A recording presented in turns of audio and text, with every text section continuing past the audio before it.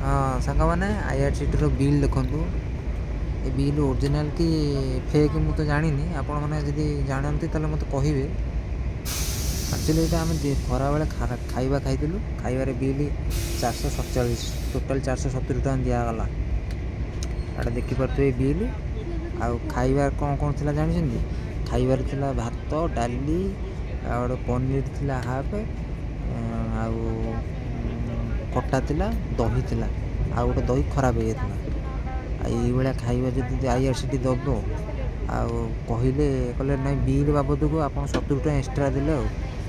ହଉ ଆଗକୁ ଦେଖିବା କ'ଣ ହେଉଛି। ଆଉ କାଲି ଯାଏଁ ତ ଜର୍ଣ୍ଣି ଅଛି, ଦେଖିବା କ'ଣ ମିଳୁଛି। କିନ୍ତୁ ମଝିରେ ମଝିରେ ଭାଇ ଆମର ଆସୁଛନ୍ତି, ପଚାରୁଛନ୍ତି, ଯାହା ହଉ ଭଲ ଲାଗୁଛି, ସର୍ଭିସ୍ ଭଲ। କିନ୍ତୁ ରେଟ୍ ଓଭରଚାର୍ଜ ହେଉଛି। ମୁଁ ଯେତିକି ଜାଣୁଛି, କାହିଁକିନା ରେଟ୍ ମେନୁ ଯାହା ଅଛି 120 ଟଙ୍କା ଅଛି ଷ୍ଟାଣ୍ଡାର୍ଡ଼ ଥାଳି। ତ ଷ୍ଟାଣ୍ଡାର୍ଡ଼ ଥାଳି ଏସିରେ କୁଆଡ଼େ ମିଳୁନି। ଆଉ ଏସିରେ ଖାଇଲେ କୁଆଡ଼େ 235 ଟଙ୍କା ଦେବାକୁ ପଡ଼ିବ। ଆଉ ଏଇଟା ଜାଣିଛନ୍ତି ଯଦି ମୋତେ ଗୋଟେ କମେଣ୍ଟ କରି କହିବେ। ଚାଲନ୍ତୁ ନେକ୍ସଟ ଭିଡ଼ିଓ ଦେଖିବା।